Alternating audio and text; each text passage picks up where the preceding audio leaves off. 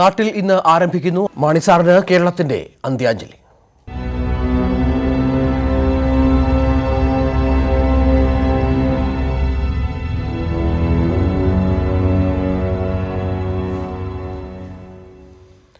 കേരള രാഷ്ട്രീയത്തിൽ അരനൂറ്റാണ്ടിലേറെ നിറഞ്ഞു നിന്ന കെ എം മാണിക്ക് നാടിന്റെ അന്തിമാഞ്ജലി. ഭൗതിക ശരീരം രാവിലെ 9:30 വിലാപയാത്രയായി കൊച്ചിയിൽ നിന്ന് കോട്ടയത്തേക്ക് കൊണ്ടുവരും. ഉച്ചയ്ക്ക് 12-ന് കേരള കോൺഗ്രസ് സംസ്ഥാന കമ്മിറ്റി ഓഫീസിൽ പൊതുദർശനമുണ്ടാകും. പിന്നീട് തിരുനക്കര മൈതാനത്തും പാലാ ടൗൺ ഹാളിലും ആയിരങ്ങൾ അന്തിമാഞ്ജലി അർപ്പിക്കും. സംസ്കാരം നാളെ വൈകിട്ട് 3-നാണ്. മൃതദേഹം സൂക്ഷിച്ചിരിക്കുന്ന ലേക്ക് ഷോർ ആശുപത്രിയിൽ നിന്ന് SS ശരൺ, തിരുനക്കര മൈതാനത്ത് നിന്ന് G ശ്രീജിത്ത് എന്നിവർ ചേരുന്നു. ഏറ്റവും പുതിയ വിവരങ്ങളുമായി ആദ്യം ശരണിലേക്ക് പോയാൽ, ശരൺ, മൃതദേഹം ഇപ്പോൾ ഉള്ളത് ലേക്ക് ഷോർ ആശുപത്രി മോർച്ചറിയിലാണ്.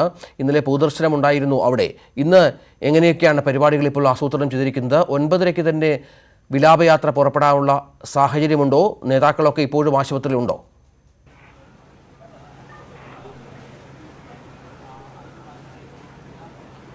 രഞ്ജിത്ത് സൂചിപ്പിച്ചതുപോലെ തന്നെ കെ എം മാണിയുടെ മൃതദേഹം ഇപ്പോൾ ലേക്ക് ഷോർ ആശുപത്രിയിലെ മോർച്ചറിയിലാണുള്ളത്. 9:30 തന്നെ അദ്ദേഹത്തിൻ്റെ മൃതദേഹവും വഹിച്ചുകൊണ്ടുള്ള വിലാപയാത്ര ഇവിടെ നിന്നും ആരംഭിക്കും. ഏതായാലും അതിനു മുന്നോടിയായി പ്രവർത്തകർ ഇവിടേക്ക് എത്തിക്കൊണ്ടിരിക്കുന്ന ഒരു കാഴ്ചയാണ് നമുക്ക് കാണാൻ സാധിക്കുന്നത്.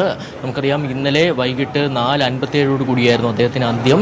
അതിനുശേഷം 6:30 അദ്ദേഹത്തിൻ്റെ മൃതദേഹം ഇവിടെ പൊതുദർശനത്തിന് വെച്ചിരുന്നു. അപ്പോൾ CPM സംസ്ഥാന സെക്രട്ടറി കോടിയേരി ബാലകൃഷ്ണൻ, കേന്ദ്രമന്ത്രി അൽഫോൺസ് കണ്ണന്താനം അടക്കമുള്ള പ്രമുഖർ ഇവിടെ എത്തി അന്തിമോപചാരം അർപ്പിക്കുകയും ചെയ്തു. ഏതായാലും വലിയൊരു ജനാവലിയാണ് നമുക്ക് ഇന്നലെ ഇവിടെ കാണാൻ സാധിച്ചിരുന്നത്. ഇപ്പോൾ നമുക്ക് ദൃശ്യങ്ങൾ കാണാൻ സാധിക്കുന്നത് സുരക്ഷാ ക്രമീകരണങ്ങൾ പോലീസ് ഏർപ്പെടുത്തിക്കൊണ്ടിരിക്കുന്നതാണ്. അതായത് 9:30 അദ്ദേഹത്തിൻ്റെ മൃതദേഹം മോർച്ചറിയിൽ നിന്നും ഇറക്കുക. അതിനുശേഷം വിലാപയാത്രയായിട്ടാണ് കോട്ടയത്തേക്ക് കൊണ്ടുപോകുന്നത്. അതിന് മുന്നോടിയായി തന്നെ വലിയ തോതിൽ പ്രവർത്തകരുടെ ഒഴുക്കുണ്ടാവുകയാണെന്നുണ്ടെങ്കിൽ അത് നിയന്ത്രിക്കാൻ ഉതകുന്ന രീതിയിലുള്ള സുരക്ഷാ ക്രമീകരണങ്ങളാണ് പോലീസ് ഏർപ്പെടുത്തിയിരിക്കുന്നത്.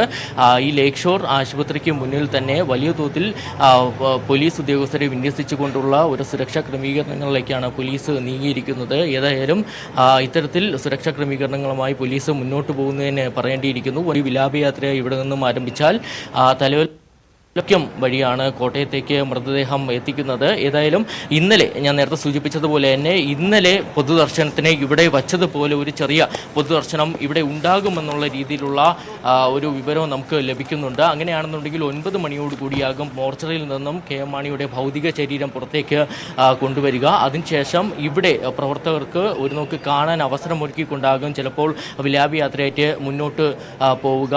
ഏതായാലും കേരള കോൺഗ്രസിൻ്റെ നേതാക്കളടക്കം ഇവിടെ ഉണ്ട്. അവർ ഇപ്പോഴും ഇത് സംബന്ധിച്ചൊരു കൂടിയാലോചന നടത്തിക്കൊണ്ടിരിക്കുകയാണ്. ഏതായാലും അത് സംബന്ധിച്ചൊരു കൂടിയാലോചന പൂർത്തിയാകുന്ന വേളയിൽ മാത്രമേ അത്തരത്തിൽ 9 മണിക്ക് ശേഷം ഒരു പൊതുദർശനം ഇവിടെ ഉണ്ടാകുമോ എന്നുള്ളൊരു കാര്യത്തിൽ വ്യക്തത വരികയുള്ളൂ.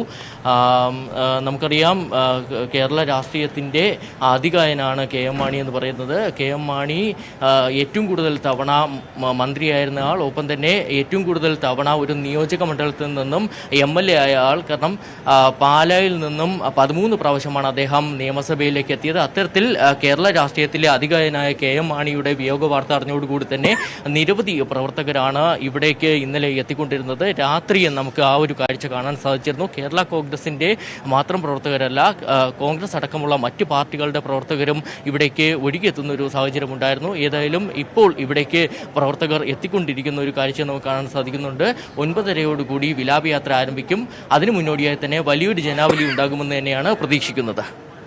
തിരിച്ചു വരാം. SS ശരൺ തുടരുക. അവിടെ ആശുപത്രിയിലാണ് ശരൺ ഉള്ളത്. സംവിധാനങ്ങളൊക്കെ ഒരുങ്ങിക്കൊണ്ടിരിക്കുന്നു. 9:30 മണിക്ക് വിലാപയാത്ര ആരംഭിക്കുമെന്നറിയുന്നു. ഏറ്റവും പുതിയ വിവരങ്ങൾ അതാണ്. കൊച്ചിയിൽ നിന്ന് രാവിലെ 9:30 വിലാപയാത്ര ആരംഭിക്കും. തിരുനക്കര മൈതാനത്ത് G ശ്രീജിത്ത് ചേരുന്നു. ശ്രീജിത്ത്, കോട്ടയത്തിൻ്റെ തൻ്റെ സീനിയർ എന്നാണ് ഉമ്മൻചാണ്ടി ഇന്നലെ വിശേഷിപ്പിച്ചത് കെ എം മാണിയെ. കോട്ടയത്തിൻ്റെ സർവോപരി പാലാക്കാരനായ കെ എം മാണിക്ക് അന്തിമോപചാരം അർപ്പിക്കാൻ പരിപൂർണ സജ്ജമായോ കോട്ടയവും പരിസരവും? ഒപ്പം പാലായിലെ ഒരുക്കങ്ങൾ ഏത് ഘട്ടത്തിലാണ്? തിരുനക്കര മൈതാനത്ത് എന്തൊക്കെ പരിപാടികളാണ് ഇതുമായി ബന്ധപ്പെട്ടുള്ളത് ഇന്ന്?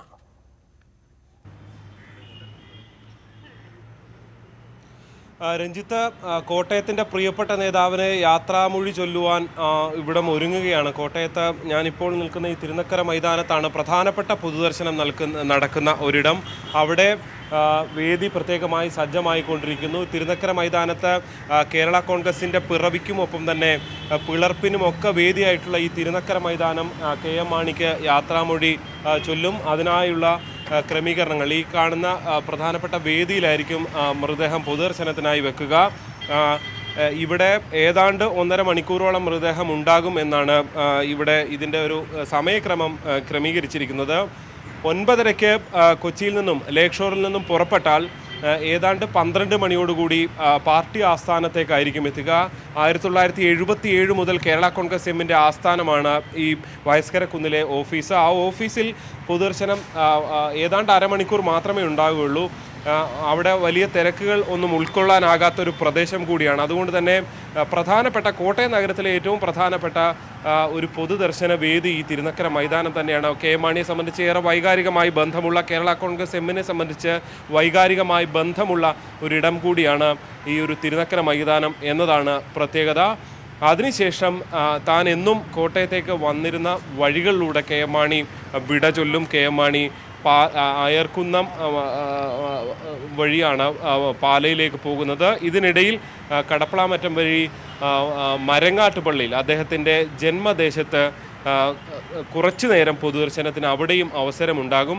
ഏതാണ്ട് 3:30 വരെ അവിടെ പൊതുദർശനത്തിന് അവസരമുണ്ടാകുമെന്നാണ് അറിയിച്ചിരിക്കുന്നത്. പക്ഷേ അത്തരത്തിൽ കൃത്യമായൊരു സമയക്രമം ഉണ്ടാകാനുള്ള സാധ്യത കുറവാണ്. നമുക്കറിയാം, കോട്ടയത്തെ സംബന്ധിച്ച് വളരെ പ്രധാനപ്പെട്ട ഒരു രാഷ്ട്രീയ നേതാവാണ്. അദ്ദേഹത്തെ കാണാൻ നിരവധി ആളുകൾ എത്തും എന്ന കാര്യത്തിൽ യാതൊരു സംശയവുമില്ല. അതുകൊണ്ട് തന്നെ ഓരോ സ്ഥലത്തും കൃത്യമായൊരു സമയക്രമം ഉണ്ടാകുക സാധ്യമായിരിക്കില്ല എന്ന് തന്നെ പറയേണ്ടി വരും. എന്തായാലും നഗരത്തിൽ കൃത്യമായ ഗതാഗത ക്രമീകരണവും ഒരുക്കിയിട്ടുണ്ട്. രാവിലെ 9 മണിക്ക് ശേഷം വലിയ വാഹനങ്ങൾ നഗരത്തിലേക്ക് കടത്തിവിടില്ല എന്നതാണ് ജില്ലാ പോലീസ് മേധാവി അറിയിച്ചിരിക്കുന്നത്. വലിയ രീതിയിലുള്ള ഒരു വിടവാങ്ങലിനായിരിക്കും സാക്ഷിയാകുക. പാലയിലാണ്, പാല ടൗൺ ഹാളിൽ കെ എം മാണിക്ക് ഒരുപക്ഷെ തൻ്റെ ഏറ്റവും പ്രിയപ്പെട്ട ഇടം എന്ന് അദ്ദേഹം ഒരുപക്ഷെ പാലയെ കേരളത്തിൻ്റെ ഭൂപടത്തിൽ അടയാളപ്പെടുത്തിയത് തന്നെ കെ എം മാണി തന്നെയായിരിക്കുമെന്ന് പറയേണ്ടി വരും. അങ്ങനെയുള്ള മാണിക്ക് പാല വിട നൽകും. വൈകുന്നേരം ഏതാണ്ട് 4 മണിയോടുകൂടിയാണ് അവിടെ പൊതുദർശനം പാല ടൗൺ ഹാളിൽ വെച്ചിരിക്കുന്നത്. അതിനുശേഷം 6 മണിയോടുകൂടി കരിങ്ങോഴയ്ക്കൽ വീട്ടിലേക്ക്, പാല നഗരത്തിൽ തന്നെയുള്ള കരിങ്ങോഴയ്ക്കൽ വീട്ടിലേക്ക് മൃതദേഹം എത്തിക്കുമെന്നാണ് അറിയിച്ചിരിക്കുന്നത്. എന്തായാലും നാളെ ഉച്ചയ്ക്ക് ശേഷം 3 മണി വരെ ആണ് ചടങ്ങുകൾ. രാവിലെ 11 മണിയോടുകൂടി സംസ്കാര ശുശ്രൂഷ ചടങ്ങുകൾ ആചാരപരമായുള്ളത് ആരംഭിക്കും. മുഖ്യമന്ത്രി പിണറായി വിജയൻ നാളെ ഉച്ചയ്ക്ക് ശേഷം ഏതാണ്ട് 2 മണിയോടുകൂടി പാലയിലെത്തിയായിരിക്കും അദ്ദേഹത്തിന് അന്തിമ അഞ്ജലി അർപ്പിക്കുക എന്നതാണ് അറിയിക്കുന്നത്. ഒരുപക്ഷെ രാഷ്ട്രീയ കേരളത്തിൻ്റെ നിരവധി മുഖങ്ങൾ, പ്രമുഖർ ഇവിടെ കോട്ടയത്തേക്കും ഒപ്പം തന്നെ പാലയിലേക്കും എത്തി മാണിക്ക് അന്തിമാഞ്ജലി അർപ്പിക്കും. KSRTCയുടെ ലോ ഫ്ലോർ AC ബസ്സിലാണ്, പ്രത്യേകം തയ്യാറാക്കിയ ബസ്സിലാണ് ഈ ഒരു അന്ത്യയാത്ര കെ എം മാണിക്ക് ഉണ്ടാകുക എന്നതാണ് നമുക്ക് ലഭ്യമാകുന്ന വിവരം. അതാകുമ്പോൾ ഇരുവഴിയിലും നിൽക്കുന്നവർക്ക് പോലും അന്ത്യാഞ്ജലി അർപ്പിക്കാനുള്ള അവസരമുണ്ടാകും. തൃപ്പൂണിത്തുറ പൂത്തോട്ട വൈക്കം തലയോല പറമ്പ് വഴി ഏറ്റുമാനൂർ വഴിയാണ് കോട്ടയത്തേക്ക് എത്തുക. ഇതൊക്കെ മാണിയുടെ പ്രിയപ്പെട്ട ഇടങ്ങളാണ്. ഒരുപക്ഷെ കേരള കോൺഗ്രസിൻ്റെ പ്രധാനപ്പെട്ട കേന്ദ്രങ്ങളാണ് ഈ പലതും. ഏറ്റുമാനൂരും അത്തരത്തിലാണ് ശ്രീജിത്ത് നൽകുന്ന വിവരങ്ങൾ. അതായത് തൃപ്പൂണിത്തുറ പൂത്തോട്ടം, വൈക്കം തലയോലപ്പറമ്പ്, കടുത്തുരുത്തി, ഏറ്റുമാനൂർ വഴി എത്തും മാണിയുടെ ഭൗതിക ശരീരം തിരുനക്കര മൈതാനത്ത്. അതിനുശേഷം ഉച്ചകഴിഞ്ഞ് 2 മണിക്കാണ് ഇപ്പോൾ തിരുനക്കരയിൽ നിന്ന് കളക്ട്രേറ്റ്, മണർകാട്, അയർക്കുന്നം, കിടങ്ങൂർ, കടപ്പളാമറ്റം വഴി പാലയിലേക്ക് മൃതദേഹം കൊണ്ടുപോവുക. മരങ്ങാട്ടുപള്ളിയിൽ എത്തിക്കും, സ്വദേശമായ മരങ്ങാട്ടുപള്ളിയിൽ, പിന്നെ വസതിയിൽ പൊതുദർശനം. അത്തരത്തിലാണ് ഇപ്പോൾ കാര്യങ്ങൾ ആസൂത്രണം ചെയ്തിരിക്കുന്നത്. പക്ഷേ നമ്മുടെ പ്രതിനിധികൾ അറിയിക്കുന്നത് പോലെ സമയക്രമം കൃത്യമായി പാലിക്കുന്ന കാര്യം, കെ മാണിയെപ്പോലെ രാഷ്ട്രീയത്തിലെ ഭീഷ്മാചാര്യൻ അദ്ദേഹം അന്തരിക്കുമ്പോൾ അദ്ദേഹത്തെ കാണാനായി ഒരുപാട് പേർ എത്തും. ഇത്തരത്തിൽ പൊതുദർശനമടക്കം വൈകാനുള്ള സാധ്യതയുണ്ട്. SS ശരൺ ഒരിക്കൽ കൂടി ചേരുന്നു. ശരൺ, ഇന്നലെ വലിയ തോതിൽ പ്രവർത്തകരും നേതാക്കളുമൊക്കെ അങ്ങോട്ട് പ്രവഹിച്ചിരുന്നു ആശുപത്രിയിലേക്ക് അദ്ദേഹത്തിൻ്റെ പൊതുദർശന സമയത്തുമൊക്കെ. ഇന്നും അത്തരത്തിൽ പ്രതീക്ഷിക്കുന്നുണ്ടോ പാർട്ടി പ്രവർത്തകരും ഒപ്പം ആശുപത്രി അധികൃതരുമൊക്കെ? ഇന്നലെ വലിയ ചുരുങ്ങിയ ഇടത്തിൽ പൊതുദർശനമൊക്കെ വലിയ പ്രയാസമുള്ള കാര്യമായിരുന്നു. തിക്കിത്തിരക്കുന്ന പാർട്ടി അണികളെയൊക്കെ അവിടെ നമുക്ക് ദർശിക്കാമായിരുന്നു. ഇന്ന് എന്തൊക്കെ സംവിധാനങ്ങൾ അത്തരം കാര്യങ്ങൾക്ക് ഒരുക്കിയിട്ടുണ്ട്? 9:30-ക്ക് തന്നെ മൃതദേഹം അവിടെ നിന്ന് പുറത്തേക്ക് എടുക്കാനുള്ള സാഹചര്യമുണ്ടോ ഇപ്പോൾ?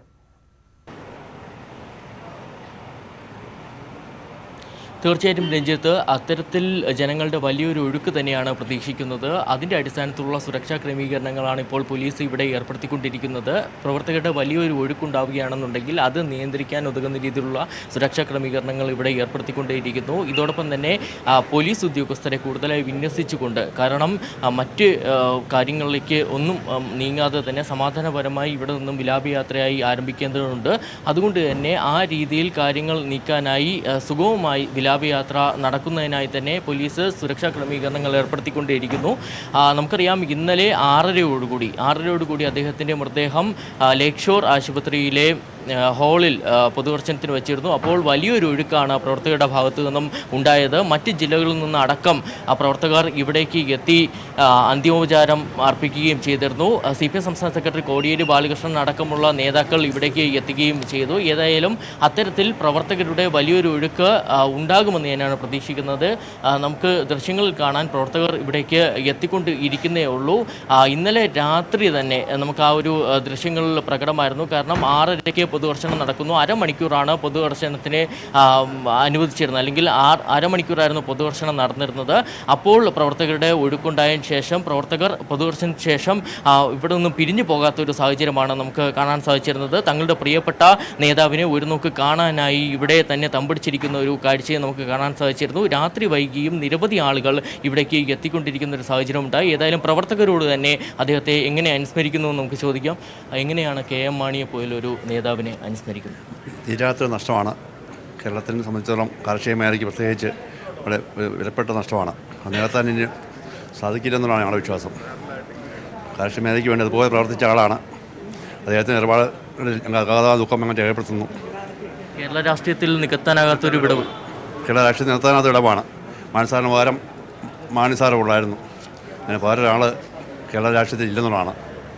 ഏത് പ്രതിസന്ധിയിലും തകരാതെ മുന്നോട്ട് പോയിക്കൊണ്ടിരുന്ന മാണിസാറിൻ്റെ വേർപാട് അതീവ ദുഃഖകരമാണ്. അദ്ദേഹത്തിൻ്റെ ദുഃഖത്തിൽ ഞങ്ങൾ അതീവ ദുഃഖിക്കുകയാണ്. ഇന്ന് രാവിലെ എത്തിയതാണ്. ഇടുക്കിയിൽ നിന്ന് വന്നതാണ് കാണാൻ വേണ്ടി ഇവിടെ വന്നതാണ്. ഇപ്പോൾ ഇടുക്കിയിൽ രാത്രി 3:30 പോകുന്നതാണ്. മാണിസാറിന് ഇവിടെ നിന്ന് കാണാൻ വേണ്ടിയിട്ട് വന്നതുണ്ട്.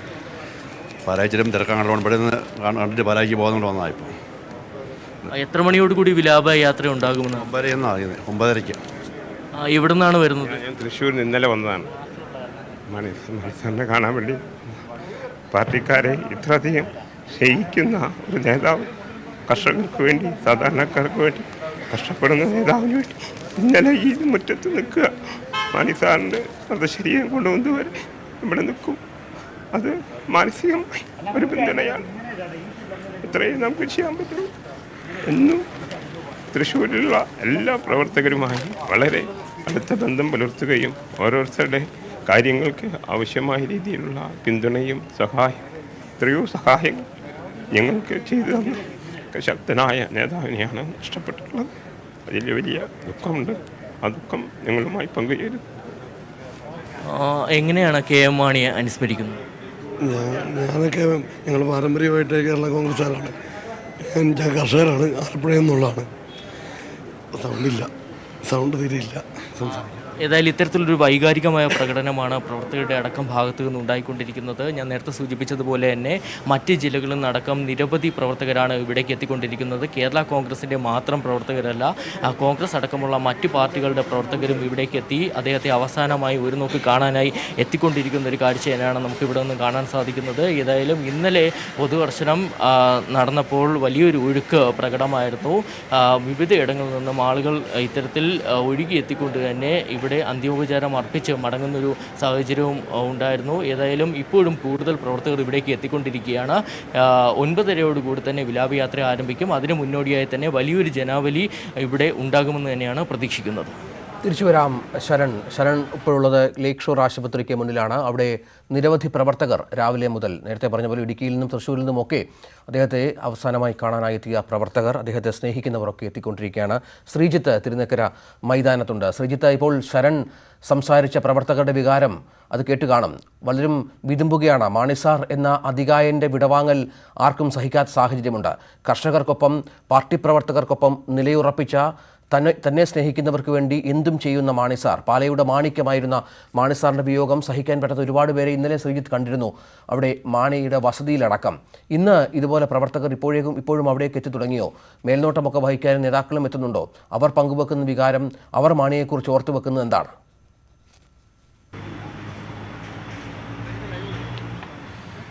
ഇവിടെ പ്രവർത്തകർ എത്തിയിട്ടില്ല രഞ്ജിത്ത്. ആദ്യം പ്രവർത്തകർ എത്തുക തൊട്ടപ്പുറത്തുള്ള പാർട്ടി ഓഫീസിലേക്കായിരിക്കും. അവിടെ അല്പസമയം കൂടി കഴിഞ്ഞാൽ, നമ്മൾ നേരത്തെ അവിടെ നിന്ന സമയത്ത് അവിടേക്ക് പ്രവർത്തകർ എത്തുന്നേ ഉണ്ടായിരുന്നുള്ളൂ. ഇവിടെ ഇപ്പോൾ ഈ പന്തൽ പണിഞ്ഞുകൊണ്ടിരിക്കുന്ന ജോലിക്കാരും മറ്റുമാണ് ഉള്ളത്.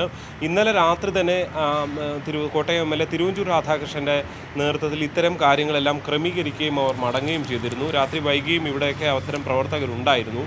പക്ഷേ അതിനുശേഷം ഇന്നിപ്പോൾ രാവിലെ ഇവിടെ പാർട്ടി ഓഫീസിൽ ഇപ്പോൾ ക്രമീകരണം നടന്നുകൊണ്ടിരിക്കുകയാണ്. രഞ്ജിത്ത് സൂചിപ്പിച്ച പോലെ തന്നെയും ശരൺ കൊച്ചിയിൽ നിന്ന് ആ പ്രവർത്തകരുടെ വികാരം പങ്കുവെച്ചതുപോലെയൊക്കെ തന്നെയാണ് ഇന്നലെ പാലയിലും നമുക്ക് കാണാൻ കഴിഞ്ഞത്. കാരണം തനിക്ക് പ്രിയപ്പെട്ടവർക്ക് വേണ്ടി അല്ലെങ്കിൽ എന്തെങ്കിലും ഒരു ആവശ്യവുമായി മുന്നോട്ട് വരുന്നവർക്ക് വേണ്ടി അത് നടത്തി കൊടുക്കുന്നതിന് വേണ്ടി KM മാണി നടത്തിയ ഇടപെടൽ വളരെ വലുതാണ്. അതുകൊണ്ട് തന്നെ ഇവർക്കൊക്കെയും വളരെ വൈകാരികമായ ബന്ധമാണുള്ളത്. പലർക്കും ദീർഘകാലത്തെ ബന്ധമാണ്. KM മാണിയുമായി വളരെ ഒരുപാട് കാലത്തെ ബന്ധമുള്ളവരാണ് പല പ്രവർത്തകരും.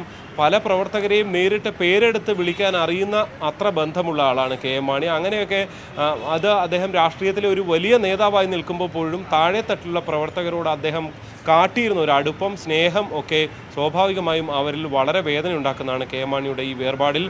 ഏതാണ്ട് ഒരു മാസം മാത്രമാണ് KM മാണി ഒരുപക്ഷെ രാഷ്ട്രീയത്തിൽ നിന്ന്, സജീവ രാഷ്ട്രീയത്തിൽ നിന്ന് മാറി നിന്നത് എന്നതാണ് എടുത്തു പറയാനുള്ളത്. കഴിഞ്ഞ മാർച്ച് 12-ന് തോമസ് ചാഴിക്കാടനെ 11-ന് സ്ഥാനാർത്ഥിയായി പ്രഖ്യാപിച്ചു. തൊട്ടടുത്ത ദിവസം പാലയിലെ വീട്ടിൽ അദ്ദേഹം ഉണ്ടായിരുന്നു. അതിനുശേഷം അദ്ദേഹം കൊച്ചിയിലേക്ക് മടങ്ങുന്ന കാഴ്ചയാണ് കണ്ടത്. ഏതാണ്ട് വളരെ പെട്ടെന്നാണ് ഒരു രാഷ്ട്രീയ നേതാവ് പെട്ടെന്ന് കേരള രാഷ്ട്രീയത്തിൽ നിന്ന് അപ്രത്യക്ഷനാകുന്നു. അത് ഒപ്പമുള്ളവർക്കൊന്നും തന്നെ, അദ്ദേഹത്തിൻ്റെ ആരോഗ്യ പ്രശ്നങ്ങളെക്കുറിച്ച് അറിയാമായിരുന്നിട്ട് പോലും ഒപ്പമുള്ളവർക്കൊന്നും തന്നെ വിശ്വസിക്കാനാകാത്തൊരു വേർപാടാണ്. കാരണം രാഷ്ട്രീയത്തിൽ സജീവമായി നിന്നുകൊണ്ട് രാഷ്ട്രീയ ചലനങ്ങൾക്കും രാഷ്ട്രീയ പോരാട്ടങ്ങൾക്കും ഒക്കെ ഇടയിൽ നിന്ന് ഫൈറ്റ് ചെയ്തുകൊണ്ട് നിൽക്കുന്നതിനിടെയാണ് KM മാണി വിട്ടുപോകുന്നത് എന്നതാണ് അവർക്ക് വിശ്വസിക്കാനാകാത്ത ഒരു ഘടകം. സ്വാഭാവികമായും അത്തരം വൈകാരിക രംഗങ്ങൾ ഇന്നും ഈ കോട്ടയത്തും ഉണ്ടാകുമെന്ന കാര്യത്തിൽ യാതൊരു സംശയവുമില്ല. പല തലമുറകളിൽപ്പെട്ടവർ KM മാണിയെ അവസാനമായി യാത്ര അയക്കുന്നതിന് വേണ്ടി എത്തും എന്ന കാര്യത്തിൽ യാതൊരു സംശയവുമില്ല. എന്തായാലും കേരള രാഷ്ട്രീയത്തിലെ വലിയൊരു അതികായൻ, അങ്ങനെ ഒരു നേതാവാണ് KM മാണി. അതുകൊണ്ട് തന്നെ കൊച്ചിയിലുണ്ടായ അത്തരം രംഗങ്ങൾ ഇവിടെയും ആവർത്തിക്കപ്പെടുമെന്ന കാര്യത്തിൽ യാതൊരു സംശയവുമില്ല. രഞ്ജിത്ത്, അത്തരത്തിലാണ് കാര്യങ്ങൾ സജ്ജീകരിച്ചിരിക്കുന്നത്. വിലാപയാത്രയായി മൃതദേഹം കൊണ്ടുപോകും കോട്ടയത്തേക്ക്. അത് 9:30 മണിക്ക് തന്നെ ആരംഭിക്കുമെന്നാണ് ശരൺ അറിയിക്കുന്നത്. SS ശരൺ ഒരിക്കൽ കൂടി ചേരുന്നു. ശരൺ, ലേക്ക് ഷോർ ആശുപത്രിയിലേക്ക് ഇന്നലെ പ്രധാനപ്പെട്ട നേതാക്കൾ CPM-ന്റെ സംസ്ഥാന സെക്രട്ടറി അടക്കം എത്തിച്ചേർന്നിരുന്നു ഇന്നലെ. അവരൊക്കെ KM മാണിയെ അനുസ്മരിക്കുകയും അദ്ദേഹവുമായുള്ള ഓർമ്മകൾ പങ്കുവെക്കുകയും ഒക്കെ ചെയ്ത സാഹചര്യമുണ്ടായിരുന്നു. ഇന്ന് പ്രധാനമായും ആരുടെയൊക്കെ നേതൃത്വത്തിലാണ് വിലാപയാത്രയ്ക്കുള്ള ഒരുക്കങ്ങൾ സജ്ജീകരിച്ചിരിക്കുന്നത്? നേതാക്കളൊക്കെ എപ്പോഴേക്ക് അങ്ങോട്ടേക്ക് എത്തിത്തുടങ്ങും? 9:30 തന്നെ ആരംഭിക്കുമോ വിലാപയാത്ര? ഇപ്പോഴത്തെ സാഹചര്യത്തിൽ അതിനുള്ള കാര്യങ്ങൾ നടക്കുമോ?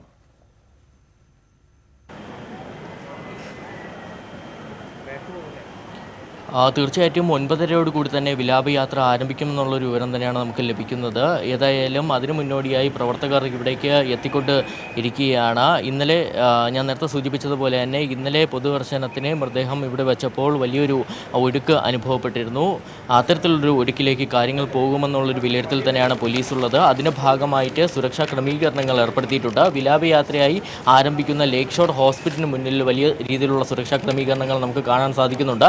ഇതോടൊപ്പം തന്നെയാണ് വിലാപയാത്ര കടന്നു പോകുന്ന പ്രദേശങ്ങളിലുമെല്ലാം വലിയ രീതിയിലുള്ള സുരക്ഷാ ക്രമീകരണങ്ങൾ പോലീസ് ഏർപ്പെടുത്തിയിട്ടുണ്ട്. നമുക്കറിയാം, തലയോലപ്പറമ്പ്, വൈക്കം മേഖലകളിലൂടെയാണ് കടന്നു പോകുന്നത്.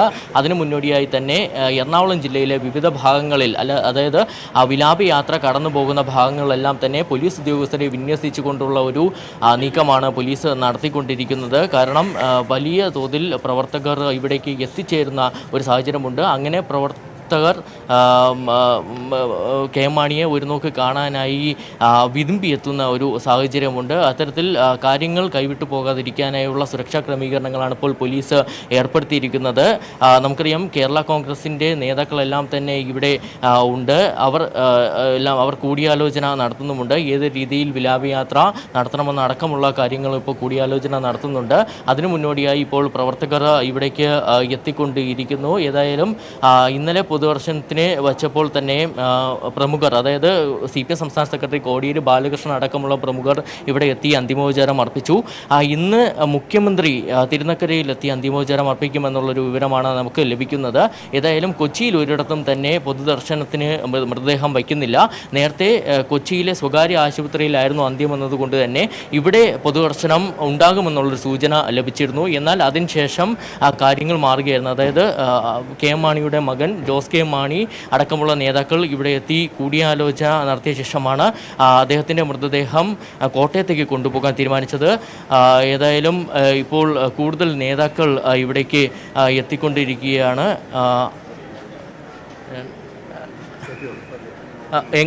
എങ്ങനെയാണ് KM മാണി അനുസ്മരിക്കുന്നത്? അദ്ദേഹത്തിൻ്റെ വേർപാടൊരു തീരാ നഷ്ടമാണ്. നാടിനെ സംബന്ധിച്ച്, സമൂഹത്തെ സംബന്ധിച്ച്, കർഷകരെ സംബന്ധിച്ച്. അദ്ദേഹം രോഗാവസ്ഥയിലായിരുന്നുവെങ്കിലും പെട്ടെന്നൊരു വേർപാട് ഞങ്ങളാരും പ്രതീക്ഷിച്ചിരുന്ന ഒന്നല്ല. അദ്ദേഹത്തിൻ്റെ രോഗം കഴിഞ്ഞ കുറേ നാളുകളായിട്ടുണ്ടായിരുന്നു. പക്ഷേ പെട്ടെന്നൊരു വേർപാട് ഞങ്ങളൊട്ടും പ്രതീക്ഷിച്ചിരുന്ന ഒന്നല്ല. അദ്ദേഹം ഒരു ശക്തനായൊരു പാർലമെൻറ്റേറിയൻ, പകരം വെക്കാനില്ലാത്ത ഒരു നേതാവ്. അദ്ദേഹത്തിന് പകരം മറ്റൊരാളുണ്ടാവുമെന്ന് ഞാൻ കരുതുന്നില്ല.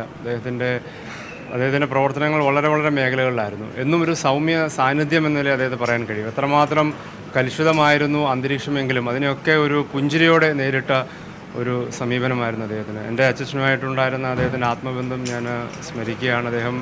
അവർ തമ്മിൽ പല സന്ദർഭങ്ങളിലും പല തട്ടുകളിലേക്ക് മാറിയെങ്കിൽ പോലും ആ വ്യക്തിബന്ധം എന്നും ഒരേപോലെ നിലനിന്നിരുന്നു. എന്നും വ്യക്തിബന്ധങ്ങൾ കാത്തു സൂക്ഷിക്കുന്നതിൽ അദ്ദേഹം ഏറെ ശ്രദ്ധ ചെലുത്തിയിരുന്ന ഒരു വ്യക്തിത്വമായിരുന്നു. വിലാപയാത്രയ്ക്കുള്ള ക്രമീകരണങ്ങൾ എങ്ങനെയാണ് ഏർപ്പെടുത്തിയിരിക്കുന്നത്?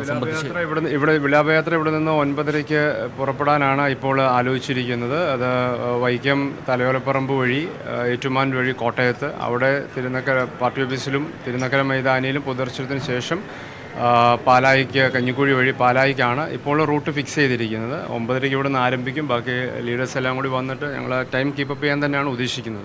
അതിന് മുന്നോടിയായി ഇവിടെ ഒരു പൊതുദർശനം ഉണ്ടാവും. ഇന്നലത്തെ പോലെ ഒരു പ്രവർത്തകർക്ക് അവസാനമായി ഒരു നോക്ക് കാണാനൊരു അവസരം ഒരുക്കും ഉണ്ടാവുമെന്നുള്ള നിലയിലാണ് ഇപ്പോൾ അറിയിപ്പ് വന്നിരിക്കുന്നത്.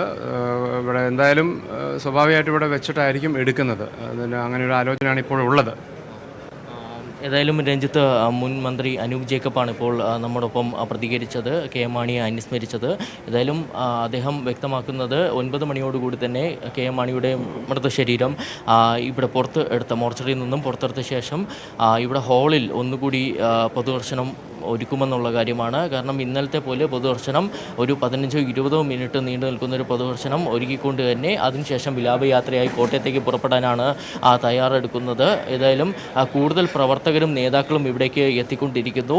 പ്രവർത്തകർ, നമുക്കറിയാം, നേരത്തെ നമ്മൾ പ്രതികരണം തേടിയപ്പോൾ തന്നെ വളരെ വൈകാരികമായൊരു പ്രതികരണമാണ് പ്രവർത്തകരുടെ ഭാഗത്തു നിന്നും ഉണ്ടായിരുന്നത്. തങ്ങളുടെ പ്രിയപ്പെട്ട നേതാവിനെ നഷ്ടപ്പെട്ട എല്ലാമായിരുന്ന പ്രിയപ്പെട്ട നേതാവിനെ നഷ്ടപ്പെട്ടതിൻ്റെ വിതുമ്പലോടുകൂടിയാണ് പലരും സംസാരിച്ചിരുന്നത്. ഏതായാലും അത്തരത്തിലൊരു പ്രതികരണം തന്നെയാണ് പ്രവർത്തകരുടെ ഭാഗത്തു നിന്ന് ഉണ്ടായിക്കൊണ്ടിരിക്കുന്നത്. കൂടുതൽ പ്രവർത്തകർ ഇവിടേക്ക് എത്തുമെന്നും വലിയൊരു ഒഴുക്ക് ഉണ്ടാകുമെന്നുള്ളൊരു പ്രതീക്ഷ ഉള്ളതിനാൽ തന്നെ, അല്ലെങ്കിൽ വിലയിരുത്തലുള്ളതിനാൽ തന്നെ ആ രീതിയിലുള്ള സുരക്ഷാ ക്രമീകരണങ്ങളും നമുക്ക് ലേക്ക് ഷോർ ആശുപത്രിക്ക് മുന്നിൽ കാണാൻ സാധിക്കുന്നുണ്ട്. SS ശരൺ ഒപ്പം ശ്രീജിത്ത് എന്നിവരാണ് ഏറ്റവും പുതിയ വിവരങ്ങൾ പങ്കുവച്ചത്.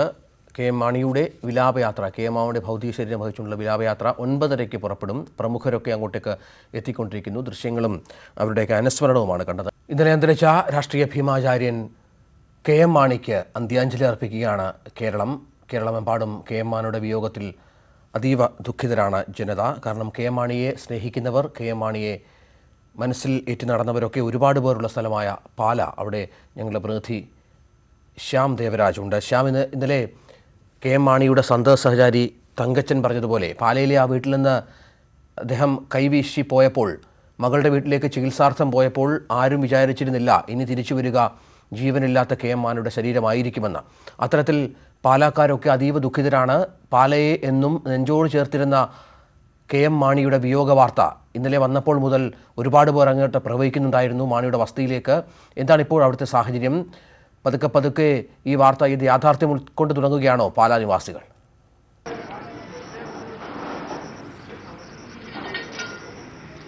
പാലായും കെ എം മാണിയുടെ വീടും ഏതാണ്ട് മൂകതയിലാണ്. കാരണം ഇന്നലെ കെ എം മാണിയുടെ വിയോഗ വാർത്ത വരുമ്പോൾ മുതൽ തന്നെ ഏതാണ്ട് അത്തരം ഒരു അവസ്ഥയിലേക്കാണ്, നിശബ്ദമായ അവസ്ഥയിലേക്കാണ് പാലായും കെ എം മാണിയുടെ വസതിയും. കെ എം മാണിയുടെ വസതിയിലാണ് ഞാനിപ്പോൾ ഉള്ളത്.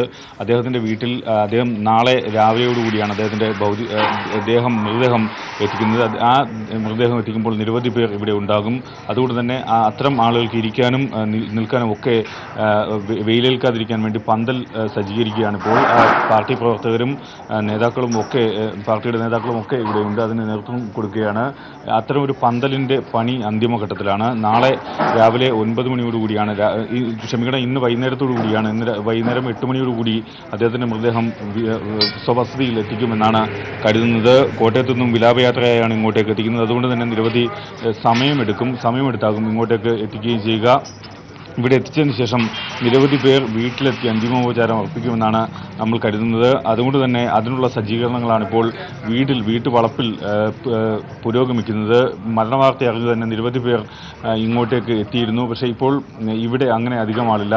ഇന്ന് എറണാകുളത്ത് നിന്നും കോട്ടയത്തേക്ക് കൊണ്ടുവരുമ്പോൾ കോട്ടയത്തും അന്തിമോപചാരം അർപ്പിക്കാൻ നിരവധി പേരെത്തും. അതിനുശേഷം വൈകുന്നേരത്തോടുകൂടിയാവും പാലായിലെ വീട്ടിലേക്ക് എത്തിക്കുക. പാലായിലെ വീട്ടിലേക്ക് എത്തിക്കുമ്പോൾ പാലാ കെ എം മാണി ഏറ്റവും സ്നേഹിച്ചിരുന്ന തൻ്റെ സ്വന്തം മണ്ഡലം, 1965 മുതൽ അദ്ദേഹം പ്രതിനിധീകരിച്ചിരുന്ന മണ്ഡലം, ഏതാണ്ട് 12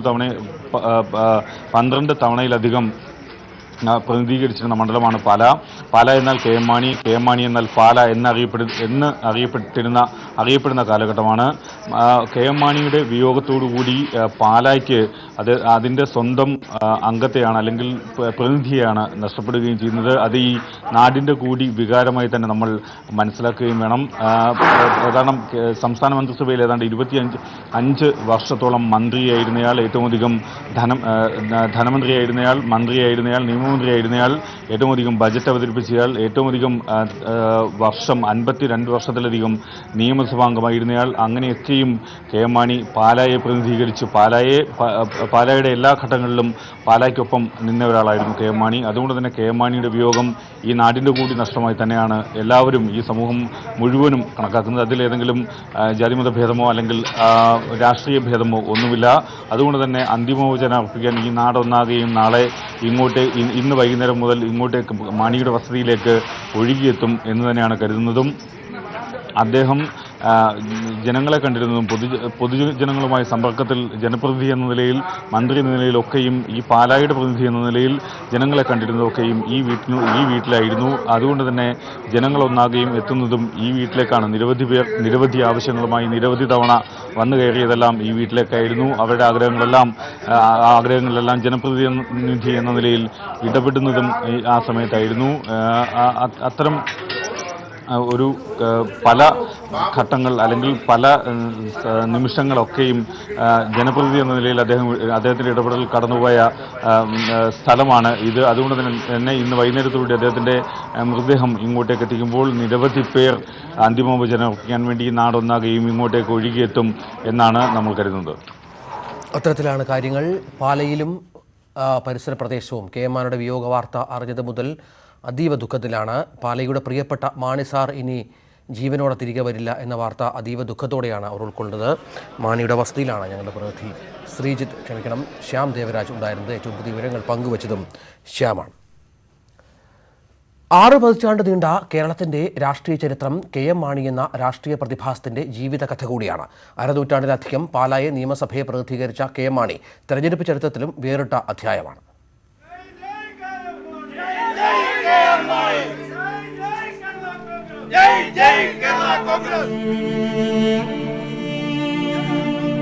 കരിങ്ങോഴയ്ക്കൽ മാണി മലയാളിയുടെ ജനാധിപത്യ ചരിത്രത്തിന്റെ അരനൂറ്റാണ്ടാണത്. പാലാ മുതൽ പാലാ വരെയുള്ള അതിർത്തിക്കകത്ത് കെ എം മാണി ഭൂമി മലയാളത്തിന്റെ മുഴുവൻ ഭൂപടം വരച്ചു. 51 വർഷം പാലായുടെ പ്രതിനിധിയായി നിയമസഭയിൽ പോയി. ഒരു ദേശം ഹൃദയത്തിൽ തൊട്ട് തെരഞ്ഞെടുത്ത സ്നേഹത്തിന്റെ പേരാണത്. 1965 തെരഞ്ഞെടുപ്പ് പോരാട്ടത്തിന് തുടക്കമിട്ട കെ എം മാണിയെ മത്സരിച്ച 13 തവണയും പാല തോൽപ്പിച്ചില്ല. 1975 മന്ത്രിയായ മാണി ഏറ്റവും കൂടുതൽ കാലം മന്ത്രിപദം വഹിച്ച് റെക്കോർഡിട്ടു. 10 മന്ത്രിസഭകളിൽ അംഗമായി. ഇടതുപക്ഷത്തും വലതുപക്ഷത്തും മാറി മാറി മന്ത്രിയായി. ഏറ്റവും കൂടുതൽ പ്രാവശ്യം മന്ത്രിയായി സത്യപ്രതിജ്ഞ ചെയ്തയാളും കെ.എം. മാണി തന്നെ. കൂടുതൽ പ്രാവശ്യം മലയാളിയുടെ ബജറ്റ് അവതരിപ്പിച്ചു. മദ്രാസ് ലോ കോളേജിൽ നിന്ന് നിയമബിരുദം നേടിയാൽ കൂടുതൽ കാലം നിയമമന്ത്രിയായി എന്ന ഖ്യാതിയും കൊണ്ടുപോയി.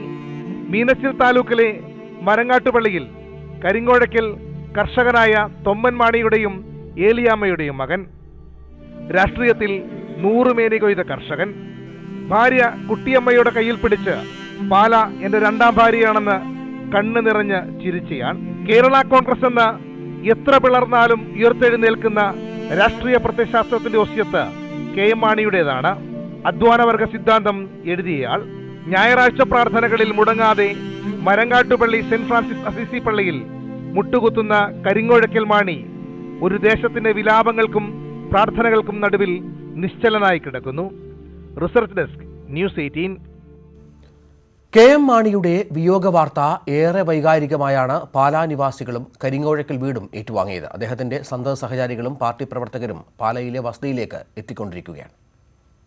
നിരവധി രാഷ്ട്രീയ തീരുമാനങ്ങൾക്ക് വേദിയായ പാലായിലെ ഈ വീടിന് മാണിയുടെ വിയോഗ വാർത്ത ഒട്ടും വിശ്വസിക്കാൻ കഴിയുന്നില്ല.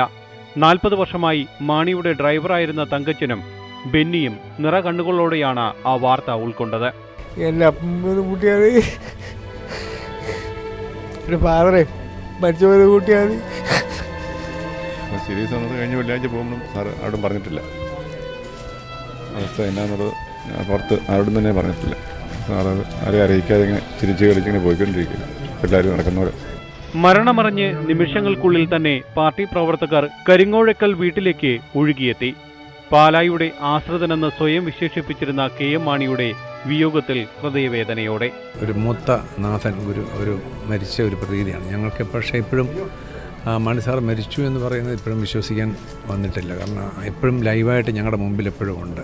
നമുക്ക് മാണി സാർ എന്ന് പറഞ്ഞാൽ ഈ നാട്ടുകാർക്ക് ജീവനായിരുന്നു. അദ്ദേഹത്തിൻ്റെ വിയോഗം ഞങ്ങൾക്ക് ആർക്കും താങ്ങാൻ പറ്റുന്നില്ല. നാടിൻ്റെ ഒരു ശക്തനായ നേതാവിനെയാണ് നഷ്ടമായിരിക്കുന്നത്. എൻ്റെ എല്ലാ സഹായങ്ങൾക്കും എൻ്റെ കൂടി ഉണ്ടായിരുന്നു. ഈ നാടിൻ്റെ ഉന്നമനത്തിനു വേണ്ടി ജീവിതം മുഴുവൻ മാറ്റിവെച്ച നേതാവാണ് മാണി സാർ. തോമസ് ചാഴികാടനെ സ്ഥാനാർത്ഥിയായി പ്രഖ്യാപിച്ച ശേഷം ഈ വീട്ടിൽ നിന്നും പോയതാണ് കെ. മാണി. അത് അന്ത്യയാത്രയാണെന്ന് ആരും കരുതിയില്ല. ന്യൂസ് 18 കോട്ടയം. കോൺഗ്രസിലൂടെ രാഷ്ട്രീയ പ്രവർത്തനം ആരംഭിച്ച കെ.എം. മാണി 1965 കേരള കോൺഗ്രസിലെത്തുന്നത്. പിന്നീട് കേരള രാഷ്ട്രീയത്തിലെ വ്യതിരക്തമായ ആ രാഷ്ട്രീയ വഴിയിലെ മുൻനിരക്കാരനായി മാണി. 23 വർഷക്കാലം ഭിന്നിച്ചു നിന്നവര് ഇന്ന് ഒന്നിക്കുകയാണ്. ഞാൻ ഒരു കാര്യം നിങ്ങളോട് പറയട്ടെ. ഈ യോജിപ്പ് കേരളത്തിലെ ഫെഡറൽ ഡെമോക്രസിക്കും കേരളത്തിലെ UDF-നും ഗുണകരമാണ്. കേരള കോൺഗ്രസിന്റെ ചരിത്രം ആരംഭിക്കുന്ന നിമിഷം കെ.എം. മാണി കോൺഗ്രസുകാരനായിരുന്നു. KPCC അംഗവും കോട്ടയം DCC സെക്രട്ടറിയും. PT ചാക്കോയുടെ മരണത്തെ തുടർന്ന് 15 കോൺഗ്രസ് MLA-മാർ R. ശങ്കർ സർക്കാരിനെ വലിച്ചു താഴെയിട്ട് തിരുവനന്തപുരത്ത് നിന്ന് കോട്ടയത്തേക്ക് ജാഥയായി എത്തി തുടങ്ങിയതാണ് കേരള കോൺഗ്രസ് എന്ന പാർട്ടി. മന്നത്ത് പത്മനാഭന്റെ സാന്നിധ്യത്തിൽ കോട്ടയത്ത് ജനനം. KM ജോർജും R. ബാലകൃഷ്ണപിള്ളയുമായിരുന്നു സ്ഥാപക നേതാക്കൾ. അന്ന് കേരള കോൺഗ്രസിനെ എതിർക്കുന്ന കോൺഗ്രസുകാരനായിരുന്നു കെ.എം. മാണി. 1 വർഷം കഴിഞ്ഞു വന്ന തെരഞ്ഞെടുപ്പിൽ പാലയിൽ കേരള കോൺഗ്രസിന്റെ അപ്രതീക്ഷിത സ്ഥാനാർത്ഥിയായി എത്തിയ കെ.എം. മാണി പിന്നെ കേരള കോൺഗ്രസിന്റെ എല്ലാമായി. കേരള കോൺഗ്രസ് എന്നാൽ കെ.എം. മാണി എന്ന് മാത്രവുമായി. ഇതിനിടയിൽ നിങ്ങൾ മുദ്രാവാക്യങ്ങൾ വിളിക്കരുത്, ഇതിനിടയിൽ നിങ്ങൾ വച്ചുണ്ടാക്കരുത്. സന്തോഷം കൊണ്ട് ഞാനിത് പറയുന്നത് സ്നേഹിതരെ, പ്രപഞ്ചം പോലും സന്തോഷിക്കുന്നു. ഇന്നലെ വരെ ഇടിവെട്ടി പെയ്ത മഴ ഇന്ന് മാനം തെളിഞ്ഞ് പ്രപഞ്ചം പോലും നമ്മളെ അനുഗ്രഹിക്കുന്നതാണ്. 1972 K M. Mani Kerala Congress general secretary ആകുന്നത്. പതിയെ കേരള കോൺഗ്രസ് രാഷ്ട്രീയം പാലയുടെ മാണിസാറായി. 75 പാർട്ടി ചെയർമാനും മന്ത്രിയും ഒരാളാകാൻ പാടില്ലെന്ന സിദ്ധാന്തം പ്രഖ്യാപിച്ച് മാണി മന്ത്രിയുമായി. അടിയന്തരാവസ്ഥയ്ക്ക് ശേഷം കേരള കോൺഗ്രസ് ചെയർമാനുമായ മാണി ആ രാഷ്ട്രീയ പാതയെ സ്വന്തമാക്കി. കോടതി വിധിയെ തുടർന്ന് ആഭ്യന്തരമന്ത്രി സ്ഥാനം PJ ജോസഫിന് കൈമാറിയതോടെ കേരള കോൺഗ്രസിന്റെ വിഖ്യാത പിളർപ്പ് ആരംഭിച്ചു. ഇരുമുന്നണികളും മാണിയെ മാറി ചേർത്ത് നിർത്തി. വളരുംതോറും വളരുകയും ചെയ്യുന്ന പാർട്ടി എന്ന വ്യാഖ്യാനത്തിന് കേരള കോൺഗ്രസ് ലയനദിനത്തിൽ മാണി ഒരു തിരുത്ത് പ്രഖ്യാപിച്ചു. ഒന്നായ നിന്നെ രണ്ടായി കണ്ടതിലുള്ള ഇണ്ടൽ ഇനി അണികൾക്ക് ഉണ്ടാവുകയില്ല. ഒന്നായ നിന്നെ ഇഹ രണ്ടെന്നു കണ്ടതിലുള്ള ഇണ്ടൽ പറഞ്ഞറിയിക്കാൻ വയ്യ. Research desk, news 18. 60 വയസ്സ് മാത്രം പിന്നിട്ട കേരളത്തിന്റെ ധനസ്ഥിതി 13 വർഷമാണ് കെ എം മാണി എന്ന ഒറ്റയാൾ തീരുമാനിച്ചത്. ആ ബജറ്റുകൾക്കൊന്നും തത്വശാസ്ത്രങ്ങളുടെ കടുംപിടുത്തങ്ങൾ ഉണ്ടായിരുന്നില്ല. സാമ്പത്തിക ശാസ്ത്രത്തിലെ ചിട്ടകളിലൂടെ പോകണമെന്ന പിടിവാശിയും കെ എം മാണി എന്ന പ്രായോഗിക രാഷ്ട്രീയക്കാരന് ഉണ്ടായിരുന്നില്ല. അതുകൊണ്ട് തന്നെ ഓരോ ബജറ്റും കേരളത്തിൽ വലിയ ചർച്ചയായി. 2012-13 വർഷത്തേക്കുള്ള കേരള സർക്കാരിന്റെ ബഡ്ജറ്റ് ഞാൻ അവതരിപ്പിക്കുകയാണ്. കാരുണ്യ ലോട്ടറി കെ എം മാണി ബജറ്റിലൂടെ കേരളത്തിൽ അവതരിപ്പിച്ച ഏറ്റവും ചലനമുണ്ടാക്കിയ പദ്ധതി. ആയിരങ്ങൾക്കാണ് പദ്ധതിയുടെ ഗുണമുണ്ടായത്. കർഷകർക്കായി മിനിമം ഇൻകം ഗ്യാരണ്ടി സ്കീം എന്ന കുറഞ്ഞ വരുമാന പദ്ധതി ആദ്യമായി അവതരിപ്പിച്ചതും കെ എം മാണിയാണ്. തെരഞ്ഞെടുത്ത 25 വിളകൾക്ക് ന്യായവില ഉറപ്പാക്കാനുള്ള പദ്ധതി രാജ്യത്ത് ആദ്യമായിരുന്നു. പെൺകുട്ടികൾക്ക് സൗജന്യ ലാപ്ടോപ്പ് എന്ന പ്രഖ്യാപനവും ആദ്യം വന്നത് കെ എം മാണിയിൽ നിന്നാണ്. 1 ഹെക്ടറിൽ താഴെ കരഭൂമിയോ 2 ഹെക്ടറിൽ താഴെ നെൽപ്പാടമോ ഉള്ള കർഷകരുടെ പെൺകുട്ടികൾ പ്രൊഫഷണൽ കോഴ്സിൽ ചേർന്നാൽ ലാപ്ടോപ്പ് എന്ന പ്രഖ്യാപനം ഏറെ കയ്യടിയോടെ സ്വീകരിക്കപ്പെട്ടു. 13 ബജറ്റുകളാണ് കെ എം മാണി കേരളത്തിൽ അവതരിപ്പിച്ചത്. 13ഉം കയ്യടി നേടിയതിനൊപ്പം വിവാദത്തിലുമായി.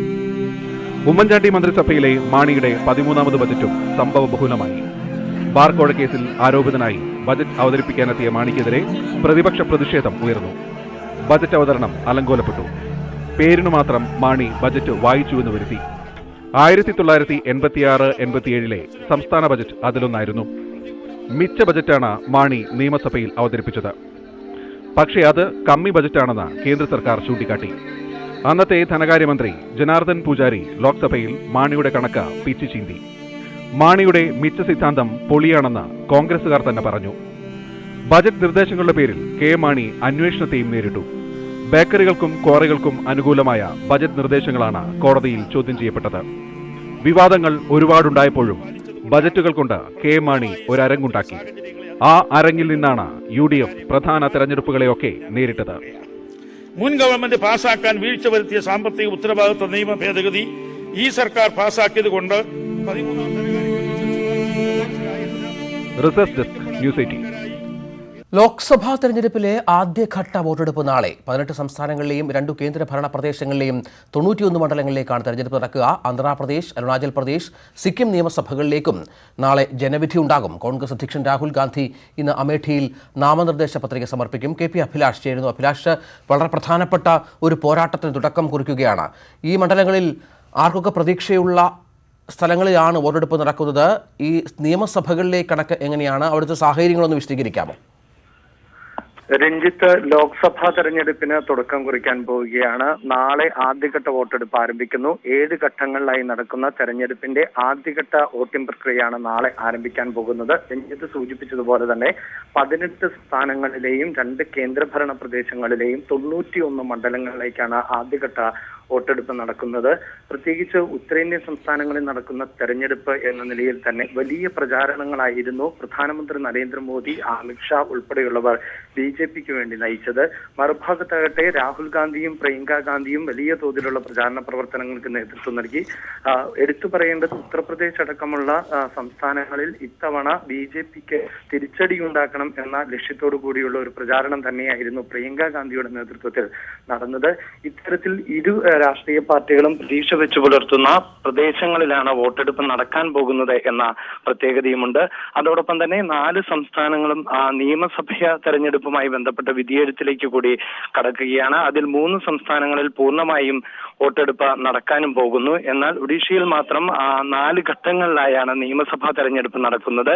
ഇതിൽ ആദ്യഘട്ട വോട്ടെടുപ്പാണ് ആരംഭിക്കുകയും ചെയ്യുന്നത്. പ്രാദേശികമായ രാഷ്ട്രീയ പാർട്ടികൾക്ക് SP, BSP ഉൾപ്പെടെയുള്ള രാഷ്ട്രീയ പാർട്ടികൾക്ക് കൂടി സ്വാധീനമുള്ള മണ്ഡലങ്ങളിൽ അടക്കം തെരഞ്ഞെടുപ്പ് നടക്കുന്നുണ്ട്.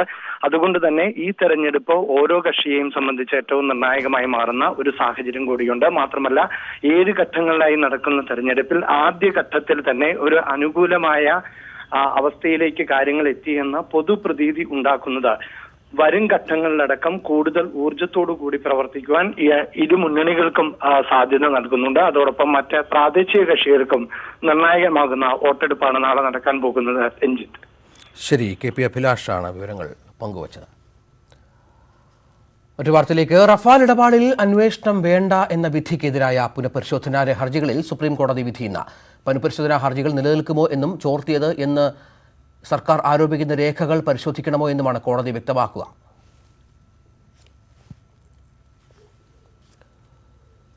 കാലിത്തീറ്റ കുംഭകോണ കേസിൽ RJD നേതാവ് ലാലു പ്രസാദ് യാദവിന്റെ ജാമ്യാപേക്ഷ സുപ്രീം കോടതി ഇന്ന് പരിഗണിക്കും. ജാമ്യാപേക്ഷയെ എതിർത്ത് CBI സത്യവാങ്മൂലം നൽകിയിട്ടുണ്ട്. ലോക്സഭാ തെരഞ്ഞെടുപ്പ് മുന്നിൽ കണ്ടാണ് ലാലുവിന്റെ അപേക്ഷയെന്നും രാഷ്ട്രീയ പ്രവർത്തനത്തിനായി ജാമ്യം അനുവദിക്കരുതെന്നുമാണ് CBI നിലപാട്. ലാലു ആശുപത്രിയിൽ കഴിഞ്ഞുകൊണ്ട് രാഷ്ട്രീയ പ്രവർത്തനങ്ങൾ നിയന്ത്രിക്കുകയാണെന്ന് ആരോപിച്ച് CBI ലാലു കണ്ട രാഷ്ട്രീയ നേതാക്കളുടെ പട്ടികയും സുപ്രീം കോടതിയിൽ സമർപ്പിച്ചിട്ടുണ്ട്. ചീഫ് ജസ്റ്റിസ് അധ്യക്ഷനായ ബെഞ്ചാണ് കേസ് പരിഗണിക്കുന്നത്. വയനാടിനെ പാകിസ്ഥാനുമായി ബന്ധപ്പെടുത്തി BJP അധ്യക്ഷൻ അമിത്ഷാ. വയനാട്ടിൽ റാലി നടക്കുമ്പോൾ അത് ഇന്ത്യയിലാണോ പാകിസ്ഥാനിലാണോ എന്ന് മനസ്സിലാകുന്നില്ലെന്ന് അമിത്ഷാ നാഗ്പൂരിൽ പാർട്ടി റാലിയിൽ പറഞ്ഞു. സഖ്യകക്ഷി ബന്ധം കാരണം അങ്ങനെയൊരു സീറ്റിലാണ് രാഹുൽ മത്സരിക്കാൻ പോയതെന്നും അമിത്ഷാ ആരോപിച്ചു. മുസ്ലിം ലീഗിന്റെ പച്ച പതാകകളുമായി ബന്ധപ്പെടുത്തിയാണ് അമിത്ഷായുടെ പരാമർശം. കേരളത്തെ നടുക്കിയ പുറ്റിങ്ങൽ വെടിക്കെട്ട് നടന്നിട്ട് ഇന്ന് 3 വർഷം. 2016 ഏപ്രിൽ 10 പുലർച്ചെ ഉണ്ടായ അപകടത്തിൽ 114 പേരാണ് മരിച്ചത്. 300-ലധികം പേർക്ക് പരിക്കേറ്റു. ക്ഷേത്രത്തിലെ കമ്പപ്പുരയ്ക്ക് തീപിടിച്ചായിരുന്നു അപകടം. ജില്ലാ ഭരണകൂടത്തിന്റെ വിലക്കു ലംഘിച്ചായിരുന്നു മത്സര വെടിക്കെട്ട് നടത്തിയത്.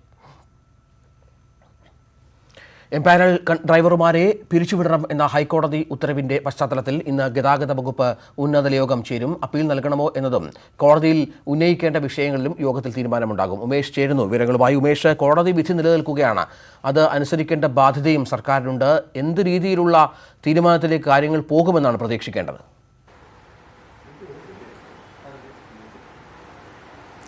ഹൈക്കോടതി എംപാനൽ ഡ്രൈവർമാരെയും പിരിച്ചുവിടാൻ ഉത്തരവിട്ട സാഹചര്യത്തിൽ നിലവിൽ അതിനൊരു സാവകാശം തേടുക എന്നുള്ള തീരുമാനമായിരിക്കും ഒരുപക്ഷെ ഇന്നുണ്ടാവുക. ഇന്നത്തെ ഉന്നതതല യോഗത്തിൽ ഗതാഗത മന്ത്രിയും ഗതാഗത വകുപ്പ് സെക്രട്ടറിയും KSRTC MDയും പങ്കെടുക്കും.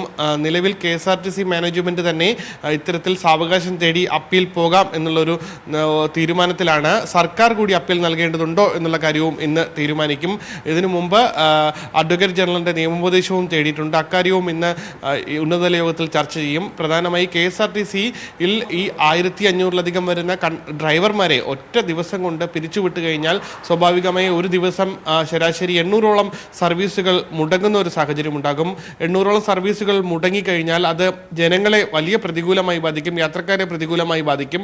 അത് ഉയർത്തിയായിരിക്കും സാവകാശം തേടുക. അത്തരത്തിലൊരു സാവകാശം അനുവദിച്ച് കിട്ടിക്കഴിഞ്ഞാൽ സ്വാഭാവികമായി ഒഴിവുകളുടെ അടിസ്ഥാനത്തിൽ നിലവിൽ PSC ലിസ്റ്റ് നിലവിലില്ല. കാലാവധി കഴിഞ്ഞ ലിസ്റ്റ് മാത്രമാണ് ഉള്ളത്. 2012 അവസാനമായി ഡ്രൈവർ ലിസ്റ്റിന്റെ കാലാവധി കഴിഞ്ഞത്. അതുകൊണ്ട് തന്നെ KSRTC ഇനി ഡ്രൈവർമാരെ വിളിക്കുമ്പോൾ ഡ്രൈവർ കം കണ്ടക്ടർ എന്ന നിലയിൽ 2 ലൈസൻസും ഉള്ളവരെ വിളിക്കണം എന്നുള്ള ഒരു നിർദ്ദേശവും മുന്നോട്ട് വയ്ക്കും. അതുകൊണ്ട് തന്നെ ഇത്തരത്തിൽ സാവകാശ ഹർജി തേടിയ ശേഷം സാവകാശം ലഭിച്ചു കഴിഞ്ഞാൽ PSCയിൽ ഒഴിവുകൾ റിപ്പോർട്ട് ചെയ്ത് ഡ്രൈവർ കം കണ്ടക്ടർ തസ്തികയിലേക്ക് PSC അപേക്ഷ ക്ഷണിച്ച് അതിനൊരു ആ പ്രോസസ്സ് പൂർത്തിയാക്കാൻ 1 വർഷം വരെ സമയം ലഭ്യമാക്കണം എന്നുള്ള അപേക്ഷയായിരിക്കും മുന്നോട്ട് വയ്ക്കുക. അത് ലഭിച്ചു കഴിഞ്ഞാൽ ഈ 1500-ലധികം വരുന്ന ഡ്രൈവർമാരെ ഒറ്റ ദിവസം കൊണ്ട് പിരിച്ചുവിടേണ്ട സാഹചര്യം ഉണ്ടാകില്ല. അതോടൊപ്പം 10 വർഷത്തിലധികം ജോലി ചെയ്യുന്ന ഡ്രൈവർമാരുണ്ട്. അവരെല്ലാം ഒരു ദിവസം കൊണ്ട് ജോലി ഇല്ലാതാകുമ്പോൾ ഉണ്ടാകുന്ന